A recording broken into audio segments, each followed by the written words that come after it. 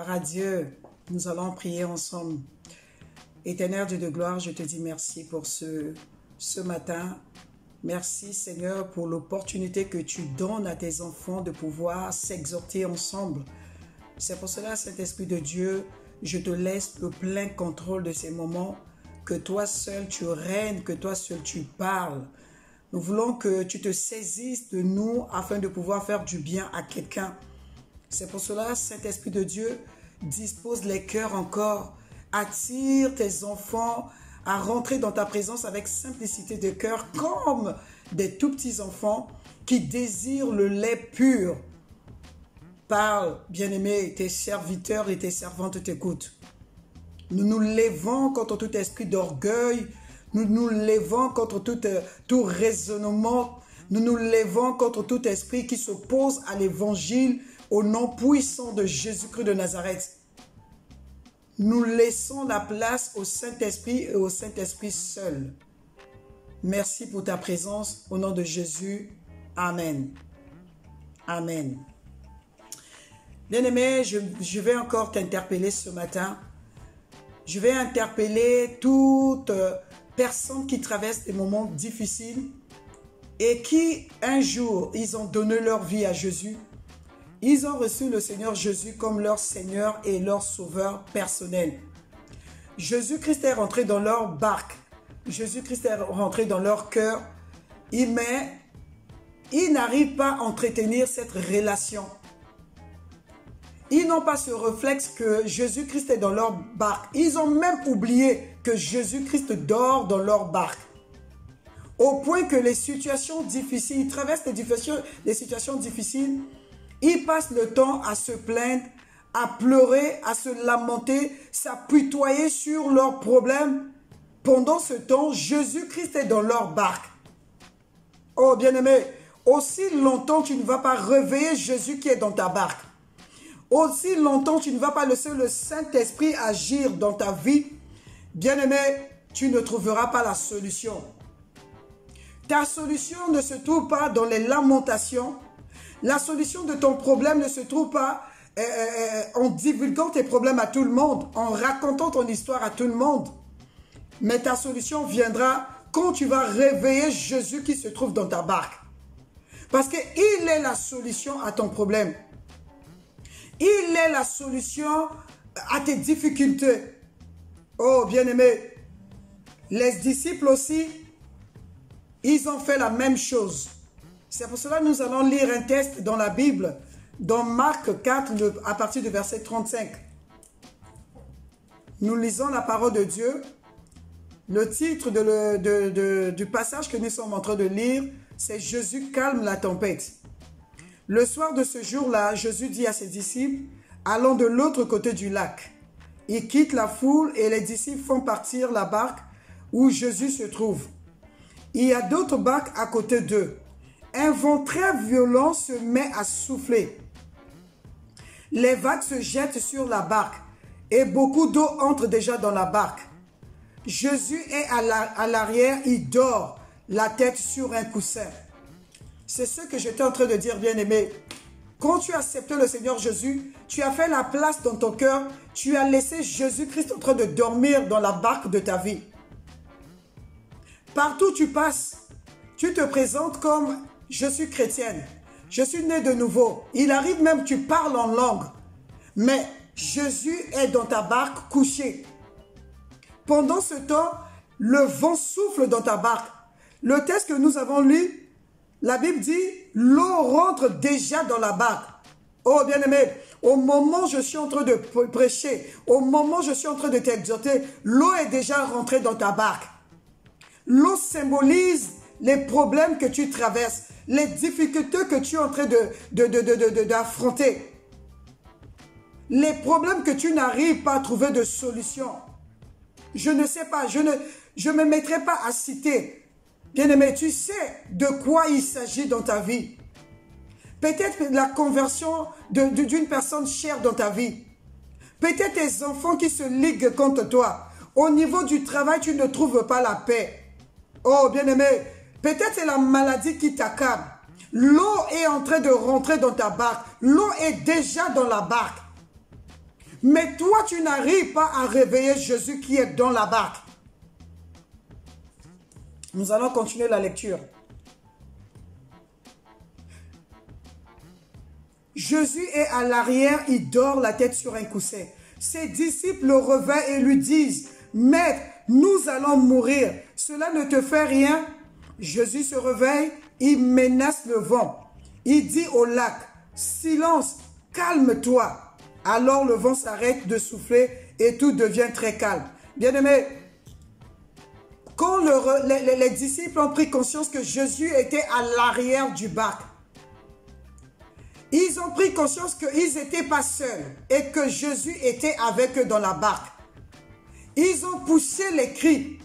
Ils ont réveillé Jésus. Vous avez peut-être constaté que Jésus, quand il s'est réveillé, il n'a pas fait la réflexion aux disciples. Il n'a pas dit, je suis en train de dormir tranquillement. Laissez-moi tranquille, je dors. Non, la Bible dit que Jésus s'est réveillé. Il a menacé la tempête. Il a menacé le lac. Et le vent a arrêté de souffler. Bien-aimé, si tu cries aujourd'hui, tu élèves ta voix, tu cries à Jésus qui se trouve dans ta barque. Jésus va se réveiller et il va menacer les flots qui sont rentrés dans ta maison. Il va menacer les problèmes qui sont en train de te submerger. Oh, bien-aimé, réveille Jésus qui se trouve dans ta barque, bien-aimé. Ne sois pas paresseux, ne sois pas paresseux, bien-aimé. Réveille Jésus. Jésus se trouve dans ta barque. Tu veux la paix dans ta vie, tu veux la paix dans les problèmes que tu es en train de traverser. Mais réveille celui qui a dit, il ne te laissera pas seul. Il va t'accorder la paix. Parce que c'est lui qui est le maître de la paix. Mais ne ferme pas ta bouche, bien-aimé. Ne sois pas paresseux spirituel. La Bible nous dit que même Jésus-Christ, quand il était sur la terre des vivants, il se réveillait chaque matin pour prier. Jésus-Christ n'était pas assis sur sa position de fils de Dieu, mais il nous a montré l'exemple. Il priait tous les jours, Jésus-Christ priait. Tous les jours, il dévonçait l'aurore, comme la Bible nous dit. Oh, bien-aimé, aussi longtemps tu vas fermer ta bouche, aussi longtemps tu vas passer le temps à expliquer tes problèmes de gauche et à droite. Tu penses que la solution viendra de l'extérieur. Tu penses que ta solution viendra d'un pasteur, d'un frère en Christ, d'une sœur en Christ, alors que Jésus est à l'intérieur de ta barque. Jésus est au-dedans de toi. Réveille-le, bien-aimé. Ne sois pas paresseux, réveille Jésus qui dort dans ta barque. Il veut juste entendre ta voix, que tu le réveilles, afin qu'il menace la tempête qui déstabilise ta vie. N'est-il pas écrit dans la Bible, dans Jean 14, le verset 27, c'est Jésus qui le dit. Il dit, je vous laisse la paix, je vous donne ma paix. Je ne vous donne pas comme le monde. Que votre cœur ne se trouble point et ne se larme point.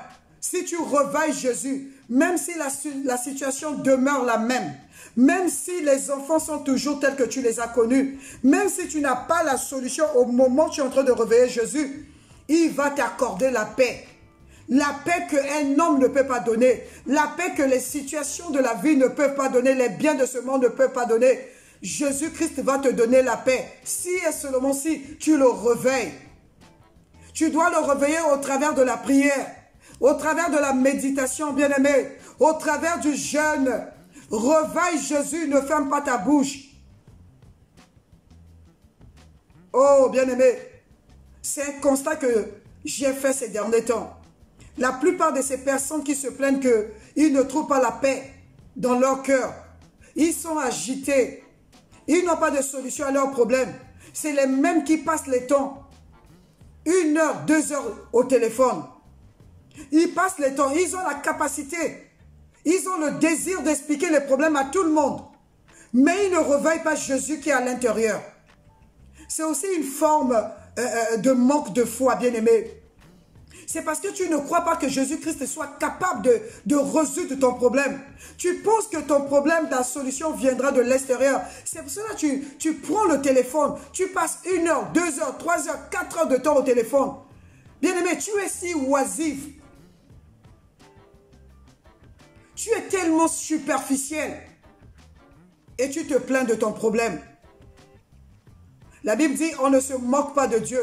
C'est qu'un homme aura semé, il va le moissonner. Si, bien-aimé, tu sèmes 1 heure de prière, 2 minutes de prière, tu vas récolter des solutions superficielles. Mais si tu rentres dans la profondeur, comme la profondeur attire la profondeur, tu trouveras la solution à ton problème. Peu importe le temps, tu trouveras la solution à ton problème. Parce que Jésus-Christ n'est redevable de personne. Jésus-Christ n'est redevable de personne. À chaque fois tu l'invites, à chaque fois tu cries, à chaque fois tu le prends au sérieux, à chaque fois tu le réveilles dans ta vie, il va se réveiller et il va menacer la tempête. Alors ne sois plus oisif, ne sois plus paresseux, ne ferme plus ta bouche. Prie, bien-aimé, prie encore aujourd'hui, prie demain, prie après-demain. Ne te lasse pas de prier, ne te lasse pas de réveiller Jésus. Crie comme Bartimée, ne te lasse pas, bien-aimé. Oui, tu as prié hier, tu as prié ce matin. Je suis tout à fait d'accord avec toi. C'est ce que moi aussi je fais. Je prie tous les jours, mais je ne me lasse pas jusqu'à ce que je trouve la solution pour ce problème. Parce que je sais qu'il y a encore d'autres défis qui m'attendent. J'ai besoin de Jésus. J'ai besoin de Jésus tous les jours parce que j'ai des défis. J'ai des choses que je dois accomplir. Et je ne peux pas les accomplir par ma force. J'ai besoin de celui qui me donne la capacité de le faire. C'est pour cela que je dois réveiller Jésus tous les jours dans ma vie. Oh bien-aimé, si aujourd'hui tu donnes à manger à tes enfants, vous êtes sur la table et tes enfants ont dépassé l'âge que tu leur donnes à manger avec ta main, aussi longtemps que ton enfant sera devant son assiette, s'il ne décide pas de plonger ses doigts dans l'assiette, de prendre la nourriture, de mettre dans sa bouche, et pourtant le repas est devant lui, cet enfant ne sera pas rassasié. Cet enfant ne trouvera pas la solution à sa faim. C'est ce qui se passe aussi. Si tu ne réveilles pas Jésus dans ta vie, et pourtant il est là, Jésus est dans ton cœur, Jésus est dans ta barque. Si tu ne le réveilles pas au travers de la prière, si tu ne le réveilles pas, bien-aimé, ta solution va demeurer intacte. Tu tourneras en rond. Tu n'auras que les larmes pour pleurer. Tu n'auras que les lamentations dans ta bouche. Mais tu ne connaîtras pas le témoignage. C'est pour cela que je te donne l'opportunité aujourd'hui de réveiller Jésus encore dans ta vie. Réveille-le. Et la Bible dit au verset 40, quand Jésus s'est réveillé, quand il a menacé la tempête, c'est quand la tempête s'est calmée, c'est là il va dire à ses disciples, pourquoi est-ce que vous avez peur? Vous n'avez donc pas encore de foi. Vous n'avez donc pas encore compris que c'est moi qui ai la solution à votre problème. Vous n'avez pas encore compris que ce n'est pas par tes calculs. Ce n'est pas parce que tu fais telle ou telle chose que tu trouveras la solution dans ta maison. La solution viendra de moi parce que je suis le maître des temps et des circonstances. Je suis celui qui est au contrôle de toutes choses. Pourquoi vous n'avez pas la foi pour me réveiller? Bien-aimé, réveille Jésus afin que tu trouves la solution à ton problème. Que Dieu vous bénisse. À celui qui n'a pas encore donné sa vie à Jésus et qui a écouté ce message, bien-aimé, j'aimerais te donner l'opportunité de réveiller Jésus qui dort aussi au plus profond de toi. Oui, le jour qu'il t'a créé, il a mis son souffle au plus profond de toi. Et tu as étouffé la voix de Dieu. Cette petite voix qui te parle, c'est la voix de Dieu qui te parle. Tu l'as étouffé parce que tu as mis beaucoup de choses dans ta vie. Et Jésus dort dans ta barque. Tu peux le réveiller aussi. Alors si tu le désires, je vais t'aider. Répète après moi. Seigneur Jésus, j'ai écouté ce message. Or, la Bible dit la foi vient de ce qu'on entend. J'ai entendu que toi seul, tu peux accorder la solution à mon problème. C'est pour cela que je t'ouvre les portes de mon cœur. Je te reçois comme mon Seigneur et mon Sauveur personnel. À partir de maintenant, je veux que tu sois mon ami. et que toi seul, tu diriges ma vie. Au nom de Jésus, que je viens de prier. Amen. Bien-aimé, si tu l'as fait avec foi, Jésus-Christ est rentré dans ton cœur. Il devient le maître de ta vie. L'extérieur, rien n'a changé. Mais à l'intérieur, il y a quelque chose qui se passe. Le Saint-Esprit est en mouvement. Le Saint-Esprit est en train de te parler maintenant. Et lui seul va t'amener petit à petit vers la connaissance de notre Seigneur. Que Dieu vous bénisse et qu'il vous rencontre dans vos maisons au nom de Jésus. Amen.